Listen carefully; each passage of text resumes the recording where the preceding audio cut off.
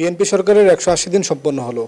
এই ১৮০ দিনে রেল এবং সড়ক মন্ত্রণালয়ের কি কাজ হলো, সামনে কি পরিকল্পনা, তা নিয়ে আজকে আমরা আলোচনা করব।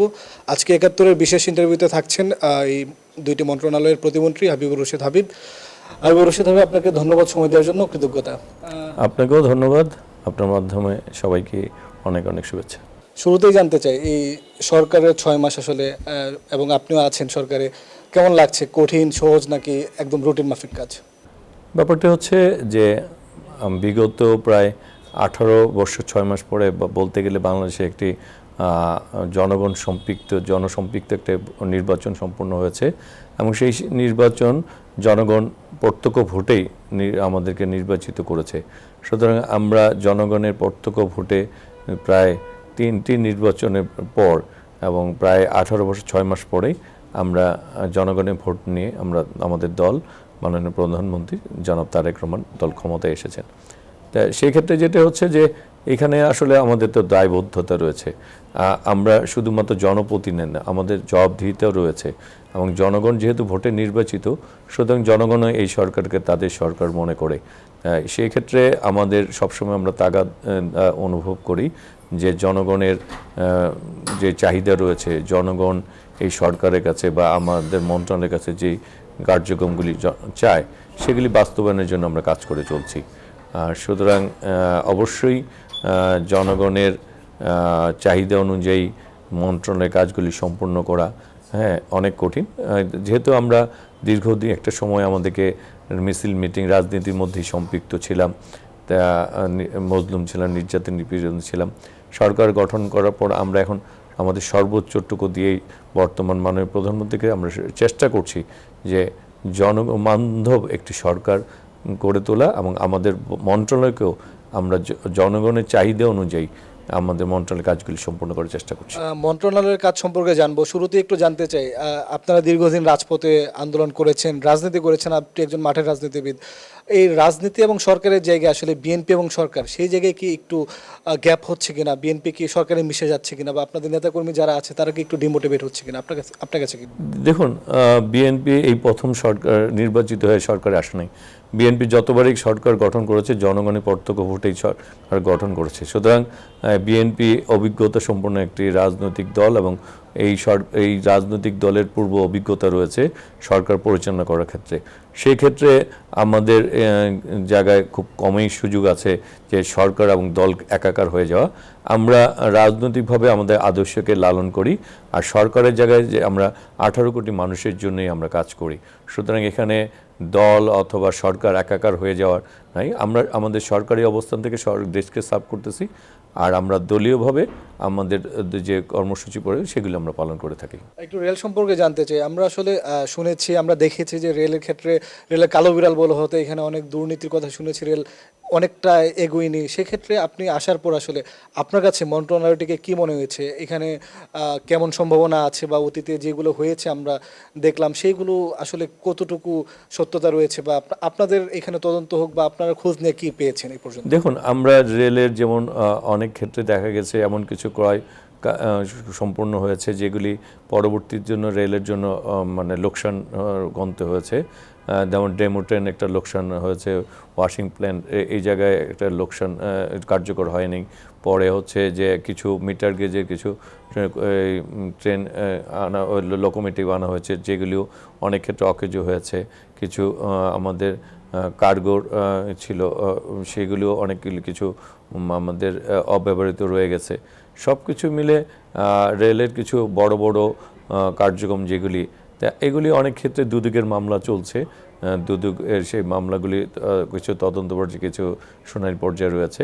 আর আমরা যে ব্যাপারটা হচ্ছে যে আমরা তো আসলে যেহেতু আমাদেরকে আবার 5 বছর পরে জনগণের কাছে ফিরে যেতে হবে, সুতরাং এই সরকারে এবং জনগণের ভোটে নির্বাচিত হয়েছে, সেক্ষেত্রে আমাদের তো অবশ্যই দেশ এবং জনগণের কথা চিন্তা করে তাদের স্বার্থ সংরক্ষণ করেই আমাদের এগিয়ে যেতে হচ্ছে।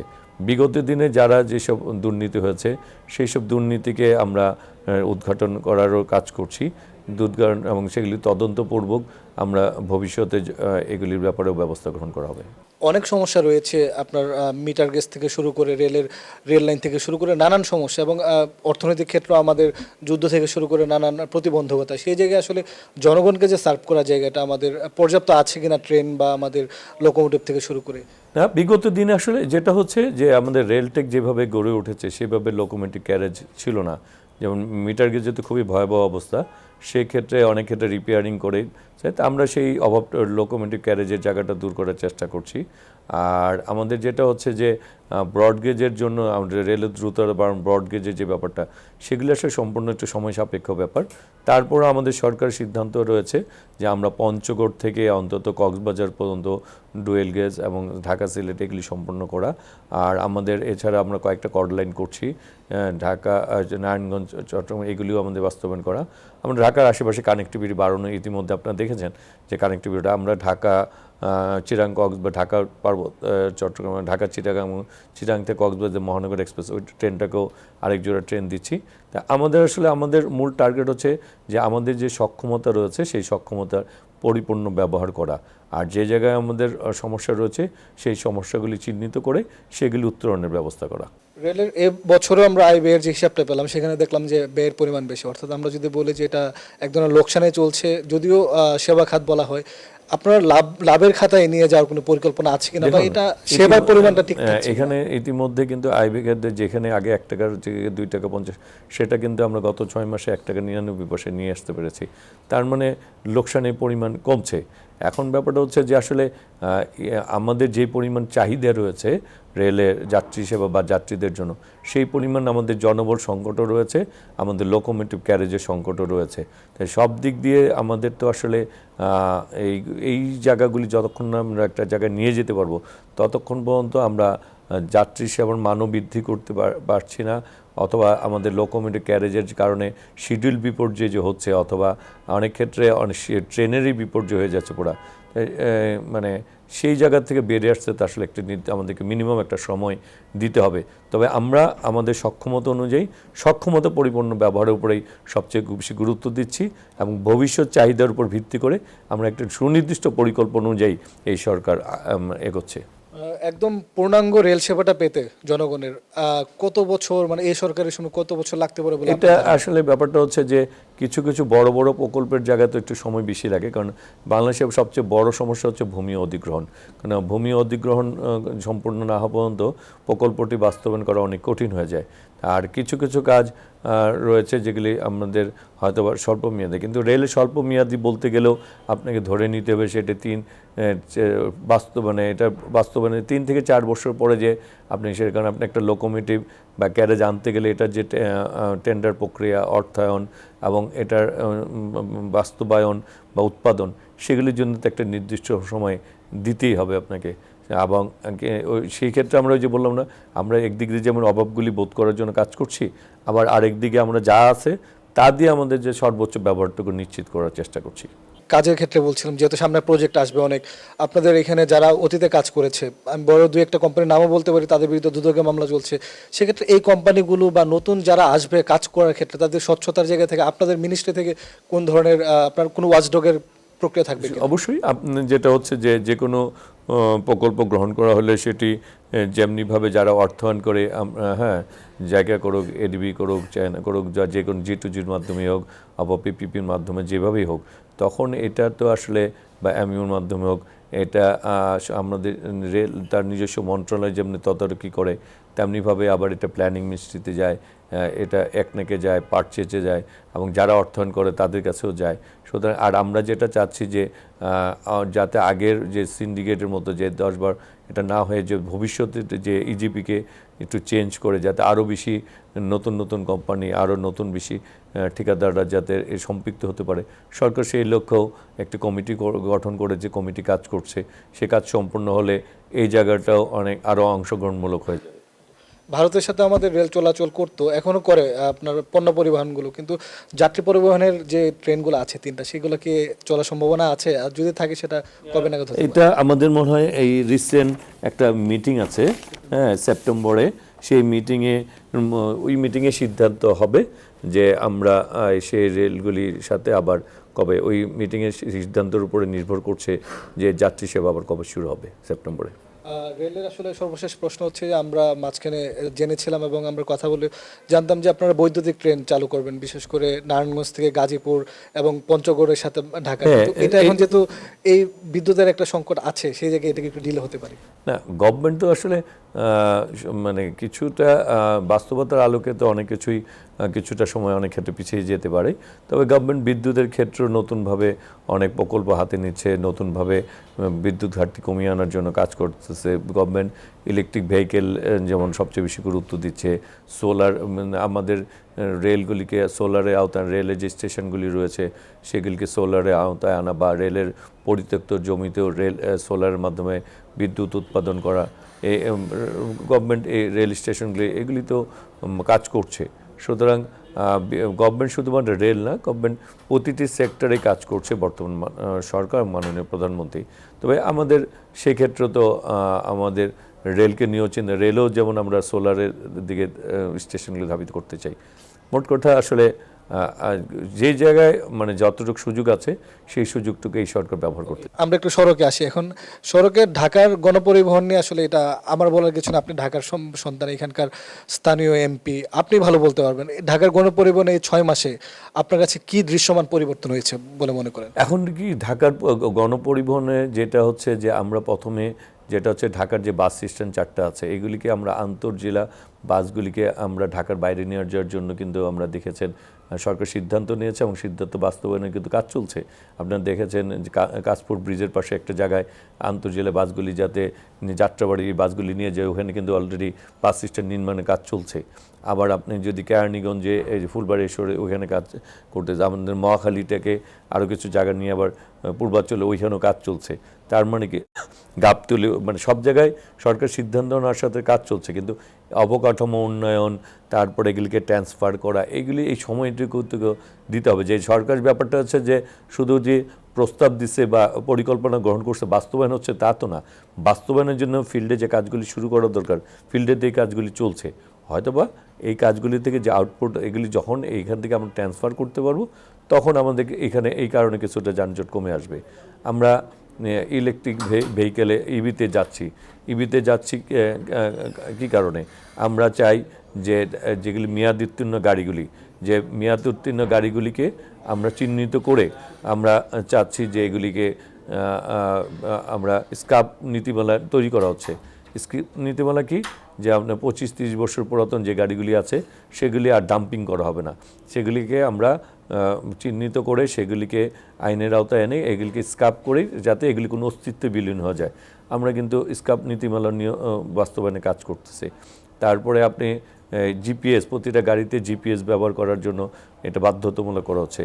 আপনার সেতুগুলিতে যানজট মুক্ত করার জন্য ইটিসি বাস্তবায়নের কাজ চলছে। প্রতিটা কিন্তু অলরেডি বাস্তবায়নের দিকে কাজ চলছে, কিন্তু পরিপূর্ণ সময়তে এখন ইলেকট্রিক ভেহিকেলের আনার জন্য যা যা দরকার সেটা কাজ চলছে। মানে আবার এআই এর মাধ্যমে ট্রাফিক সিগন্যাল কাজ চলছে। কিন্তু এখানে যেটা হচ্ছে যে ঢাকা রোডে যে বিভিন্ন ধরনের যান চলাচল করে, যেগুলি গতির মধ্যে অনেক পার্থক্য আছে, তো সেই ক্ষেত্রে যেটা হচ্ছে যে আমাদের আসলে কিছু মানে ব্যাটারি চালিত অনেক রিক্সা, এগুলির ব্যাপারে আমরা এখনও পরিপূর্ণভাবে এই নীতি বাস্তবায়ন করতে পারিনি, বা অথবা এগুলিকে নিয়ে কী করবে সরকার মিটিং করছে, সিদ্ধান্ত এখনও পরিপূর্ণ আসে নেই যে এটাকে যদি একটা পর্যায়ে নিয়ে যায় বা একটা নিয়মের মধ্যে নিয়ে আসা যায়। আর রশিদ ভাই, আপনাকে ধন্যবাদ সময় দেওয়ার জন্য। একজন নাগরিক হিসাবে আপনি কি কমফোর্টেবল ফিল করেন আপনি যখন ঢাকায় চলাচল করেন? আপনি আপনার বাসা থেকে, আপনার বাসা তো এই ঢাকা যে জায়গায় আছে মাদার থেকে, আমরা ওই দিক থেকে যখন সংসদ ভবনে যান, সচিবালয়ে আসেন, আপনার কাছে আপনি একজন নাগরিক হিসেবে আপনার কেমন? না, আমি তো বলছি না যে আমরা ঢাকাকে যানজট মুক্ত করে ফেলেছি, ঢাকাকে আমরা একেবারে মেয়াদ উত্তীর্ণ গাড়ি সব আমরা সরিয়ে দিতে পেরেছি, এসব তো আমরা বলছি না। কিন্তু এই যানজট মুক্ত করার জন্য বাস স্ট্যান্ডগুলিকে ট্রান্সফার করে দেওয়া আন্তর্জাতিক বা ঢাকা এগুলিকে সিটি বাস স্ট্যান্ড নিয়ে আসা বা মেয়াদোত্তীর্ণ গাড়িগুলিকে চিহ্নিত করে এগুলিকে স্ক্রাপ নীতিমালায় নিয়ে এসে এগুলি ডাম্পিং বাদ দিয়ে এগুলিকে স্ক্রাপ মাধ্যমে এগুলি নিশ্চিহ্ন করা। গভর্নমেন্ট তো প্রতিটা নীতি গ্রহণ করছে এবং বাস্তবায়নের জন্য কাজ করছে। লক্কর চক্কর বাসগুলো যেগুলো আছে আমরা দেখি বিভিন্ন কোম্পানির, আমরা নামও বলতে পারবো, কিন্তু এই বাসগুলো আমরা দেখি যে সরকারে আসুক বা যারাই আসুক, আপনাদের অল্প সময় আসলে আপনাদেরকে ওইভাবে বলারও কিছু নেই, তারা থেকে যায় তার ময়লা দুর্গন্ধ এইগুলোতে না ওই সুযোগটাকে বন্ধ করার জন্য কিন্তু স্ক্রাপ নীতিমালা করা হচ্ছে। মানে আমি যদি একটা বাসকে, আমাদের ডাম্পিং করার জায়গা কম ঢাকাতে, এখন যে কোনো বাসকে ডাম্পিং করব, বড় বড় বাস বা সিএনজি বা প্রাইভেট মেট্রো, যেটা ডাম্পিং করার মতো পর্যাপ্ত জায়গা কোনো আমাদের থানা এলাকা বা সিটি কর্পোরেশন বা অন্য কমে গেছে। স্বাভাবিক বিভিন্ন ধরনের স্থাপনা তৈরি হয়েছে। তো সেই ক্ষেত্রে আমরা কিন্তু স্ক্রাপ নীতিমালা করতেছি এই কারণেই যে আমরা ডাম্পিং করব না, এটা স্ক্রাপে পরিণত করব, এবং এটার অস্তিত্বই থাকবে না। এবং এগুলি আরেকটার সাথে সাথে আমরা ইজিপি করতেছি, ইজিপির মাধ্যমেও কিন্তু এগুলি চিহ্নিত করা যাবে। হ্যাঁ, আমরা ইটিসি করতেছি, ইটিসি বাস্তবায়নের মাধ্যমেও কিন্তু এগুলি চিহ্নিত করা যাবে। আমরা বাস স্ট্যান্ডগুলি সরিয়ে দিচ্ছি, সেটার মধ্যে অনেক করা যায়, এআইয়ের মাধ্যমে অনেক কিছু করা। তার মানে গভর্নমেন্ট প্রতিটা ক্ষেত্রেই এছাড়া যানজট মুক্ত করার জন্য government outer circular road, inner circular road, তারপরে আমাদের যতগুলি বাকি মাল্টি মডেল হাব গড়ে তোলা, সেই কাজগুলি তো চলছে। সবগুলি কাজ যখন একটা সময় একটা জায়গায় এসে সংযোগ স্থাপন হবে, তখন এটার আউটপুট আমরা দেখতে পারবো। ঢাকাকে নিরাপদ সিটি করতে আসলে আপনারা বা সিটি কর্পোরেশন থেকে শুরু করে যারা যারা আপনারা স্টেক হোল্ডার আছেন, তাদের মধ্যে একটা সমুন্নত উদ্যোগ আপনারা রাখছেন। হ্যাঁ, আমরা যেমন বললাম না, যেমন মেট্রো ঢাকা গভর্নমেন্ট যেমন মনোরেল কেন করার চিন্তা ভাবনা করছে, যে যেখানে মেট্রো সুবিধা নাই সেখানে মেট্রোর সাথে মনোকে সংযোগ করে দেওয়া, তার একটা মাল্টি মডাল হাবের কথা যেটা বললাম। আবার যেখানে আমরা ঢাকার ভিতরে যাতে যানজটগুলি তৈরি না হয়, ইনার সার্কুলার আউটার সার্কুলারগুলি সংযোগ স্থাপন করা, তাতে হবে কি, ধরেন আমি মনে করলাম যে আমাদের যেমন স্টাফ কোয়ার্টার, ওই যে বাড্ডা, ওগুলিতে 2 লেন 4 লেন করা হচ্ছে, ওইখানে এলিভেটেড এক্সপ্রেস করে ওই সাইড দিয়ে যাত্রাবাড়ি কাঞ্চনের দিকে নিয়ে যাওয়া হচ্ছে। পরিকল্পনা যেগুলি রয়েছে, যখন এক্সপ্রেসওয়েগুলি সম্পূর্ণ হবে, প্লাস মেট্রো, তারপরে আপনার মনো, হ্যাঁ, তারপরে হচ্ছে আপনার ইবি, হ্যাঁ, আউটার ইনার, সবগুলি কাজ যখন সম্পূর্ণ হবে, তখন তারপরে কমিউটার ট্রেন, হ্যাঁ, ঢাকার আশেপাশে, তখন কিন্তু আপনার এটা টোটাল একটা রেজাল্ট সামনে চলে আসবে। তবে আমরা আশাবাদী যে 3 থেকে 4 বছরের মাথায় গভর্নমেন্ট অনেক কিছুই দৃশ্যমান হবে এবং অনেক কিছুই বাস্তবায়ন হবে। বাকি যেগুলি পরিপূর্ণ বাস্তবায়ন না হলেও দৃশ্যমান হবে বা চলমান থাকবে, কিন্তু 3 থেকে 4 বছরের মাথায় অনেক কিছুই দৃশ্যমান হবে। আপনার সরকারের বা আপনাদের মিনিস্ট্রির সামনে কোনো মেগা প্রকল্প যদি আমরা বলি, যেরকম অতীতে আমরা দেখেছি, এগুলোতে আবার দুর্নীতির বিষয় ছিল, যদি সেই মেগা প্রকল্প আপনারা নেবেন কিনা এবং নিলে সেই স্বচ্ছতা কীরকম রাখবেন? দেখুন, যেহেতু আমি একটা কথাই বলছি যে এই সরকার জনগণের নির্বাচিত সরকার, সঙ্গে এই সরকার যখন যে পরিকল্পনা গ্রহণ করবে, এখন কিন্তু সরকার যে কোনো একটা পরিকল্পনা ইচ্ছা করলে আমার মন্ত্রণালয়ে সবাই অনেকগুলি ধাপ আছে, পরিকল্পনা মন্ত্রণালয় আছে, আপনার অর্থ মন্ত্রণালয় আছে, একনেক আছে, আমাদের নিজস্ব অধিদপ্তর আছে, মন্ত্রণালয় আছে, আমরা অনেক ক্ষেত্রে পরামর্শ নিয়োগ করি, সব কিছু মিলে। এবং আমরা চাচ্ছি সব কিছুতে অতিরিক্ত অনেকেই যাতে এইগুলিতে অংশগ্রহণ করতে পারে, এবং একটি নির্দিষ্ট দেশ অথবা নির্দিষ্ট একটা কাউকে কাছে মাথা নত করে চলা, এরকম নীতির মধ্যে তো এই সরকার নাই। সুতরাং দেশের অংশগ্রহণটাও যাতে বৃদ্ধি পায় এবং অভ্যন্তরীণ যারা এই উন্নয়ন কর্মকাণ্ডগুলি করবে তাদের সংখ্যাও যাতে বৃদ্ধি পায়, সরকার সেই সম্পৃক্ত করার জন্য সরকার কাজ করে চলছে। শেষ 2টি প্রশ্ন, একটি হচ্ছে সিলেটের যে সড়কটি হচ্ছে, এটা মানুষের অনেক ভোগান্তি, কবে নাগাদ আসলে আপনারা একটু মানুষকে আশ্বস্ত করতে পারেন যে ভোগান্তি শেষ হতে পারে? যখন সরকার গঠন করি তখন এই সিলেটের জমি অধিগ্রহণ হয়েছিল 22%। আমরা গত 6 মাসে এই অধিগ্রহণের পরিমাণ প্রায় 55% উপরে করতে পেরেছি। বারবার আমি নিজেও 2বার সিলেটে গিয়েছি এই ঢাকা সিলেট আসার জন্য, এবং জেলা প্রশাসকদের বসেছি, আমরা ভূমি মন্ত্রণালয়ের সাথে প্রতিমন্ত্রীর সাথে বসেছি, হ্যাঁ, মিরাহালের সাথে বসে আমরা কিন্তু এইগুলি দ্রুত ভূমি অধিগ্রহণ, উন্নয়ন কর্মকাণ্ডে বড় একটা বাধা হচ্ছে ভূমি অধিগ্রহণ। যে আমরা কিন্তু এই যাতে এই জায়গাতে বের আসা চাই খুব এই জন্য ভূমি অধিগ্রহণটা খুব দ্রুত সম্পন্ন করে, এবং এখানে একটা দুইটা কোম্পানি যারা বিগত দিনে সরকারের সাথে হয়তো তারা অনেকে কাজ করছে না বা কাজ করতে চাচ্ছে না অথবা কাজের ধীরগতি রয়েছে, তাদেরকে আসলে কাজ করা অথবা কাজ থেকে তাদেরকে মানে আমরা চিঠি দিচ্ছি, আমরা আমাদের প্রশাসনিক প্রক্রিয়া আমরা চালু রেখেছি। না, আমাদের কথা হচ্ছে যে ঢাকা সিলেট রোডকে আমরা যেমন গুরুত্ব দিই, ঢাকা চিরাং রোডকেও আমরা গুরুত্ব দিই। সেক্ষেত্রে আমাদের আসলে কোনো পরিকল্পনা ধীরগতি অথবা অসম্পূর্ণতা বা ফেলে রাখা, এটা আমরা মনে করি যে সরকার অর্থনৈতিকভাবে যেমন ক্ষতিগ্রস্ত হয় এবং মানুষ তার সেবা থেকে বঞ্চিত হয়। সুতরাং প্রতিটা প্রকল্পই খুব দ্রুত সম্পন্ন হয় সময় উপযোগী সময় মধ্যে আমরা সেটি বাস্তবায়নে কাজ করছি। শেষ প্রশ্ন হচ্ছে, আগামী 5 বছরে মানে ঠিক নির্বাচনের আগে বাংলাদেশকে, আপনাকে এবং ঢাকাকে অর্থনৈতিকভাবে রাজনৈতিকভাবে কোন পর্যায়ে দেখতে চান, বা আপনার থেকে প্রত্যাশাটা কি? আসলে প্রত্যাশার মানে নাগরিক, এই দেশের নাগরিক, আমিও একজন নাগরিক, আমার যে আমাকে ভোট দেয় তার অধিকার আমার অধিকার সমান, এবং তার মানে ব্যাপার হচ্ছে আমি নির্বাচিত হওয়ার মানে হচ্ছে না আমার অধিকার বেড়ে গেছে, ব্যাপারটা এরকম না। অধিকার তারও একজন ভোটারের, একজন নাগরিকের যে অধিকার, ব্যক্তি আমারও সে একই অধিকার। আর তার আমার হচ্ছে আমার আবার জবাবদিহিতা অনেক বেশি, কারণ জনগণের ভোটে আমরা নির্বাচিত। সুতরাং আমরা চাই এমন একটি সরকারকে এমন একটি পর্যায়ে নিয়ে যাওয়াতে যাতে মানুষ যে বিশ্বাস এবং আস্থা রেখে প্রত্যাশা রেখে আমাদেরকে ভোট দিয়েছে, মানুষ যাতে মনে করে যে আমাদের সর্বোচ্চটার দিকে মাননীয় প্রধানমন্ত্রী তারেক রহমান সহ আমরা যারা জনপ্রতিনিধি অথবা সরকারের যারা মন্ত্রী প্রতিমন্ত্রীরা রয়েছি, তারা আমাদের সর্বোচ্চটা দিয়ে আমরা এই দেশের জন্য, দেশের মানুষের জন্য, উন্নয়নের জন্য, অবকাঠামো, সব কিছুর আমরা সড়ক রেল সব জায়গায় আমরা সর্বোচ্চটুকু দিয়ে চেষ্টা করেছি, এবং একটি কাঙ্ক্ষিত জায়গায় আমরা ওই 5 বছরের মধ্যে যতটুকু কাঙ্ক্ষিত জায়গায় পৌঁছানোর প্রয়োজন সেই জায়গাটা আমরা পৌঁছাই। রাজনৈতিক পরিস্থিতিটা কেমন প্রত্যাশা করেন? কারণ এটাও খুবই ক্রুশাল, বাংলাদেশে তো আসলে খুব স্টেবল সবসময় থাকে না, তো আপনাদের আশাটা কি? এখন ব্যাপার হচ্ছে কি, বাংলাদেশের রাজনীতি সবসময় চক্রান্ত, ষড়যন্ত্র, আন্তর্জাতিক অভ্যন্তরীণ থাকেই, কিন্তু আমাদের মনোবল হচ্ছে জনগণ, যেহেতু আমরা জনগণের ভোটেই প্রত্যক্ষ নির্বাচিত, এবং আগামী আমাদের প্রত্যাশাও হচ্ছে জনগণের কাছে, মানে আমরা জনগণের সাথে আছি, অতীত ছিলাম, এখনও আছি, ভবিষ্যতেও থাকবো।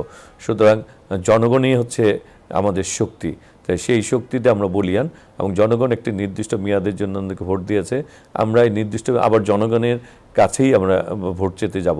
সুতরাং আমরা যখনই ওই জনগণের শক্তিতে আমরা বিশ্বাস করি, সুতরাং আমরা মনে করি চক্রান্ত ষড়যন্ত্র হতে পারে, তবে জনগণ যেহেতু আমাদের সাথে রয়েছে এবং আমরা যেহেতু ভোটের রাজনীতিতে বিশ্বাস করি, জনগণের মতামতের উপর আমরা শ্রদ্ধাশীল, সুতরাং ইনশাল্লাহ আমরা আমাদের কর্মের মাধ্যমেই আমরা সেই সকল চক্রান্ত রুখে দাঁড়াতে পারবো।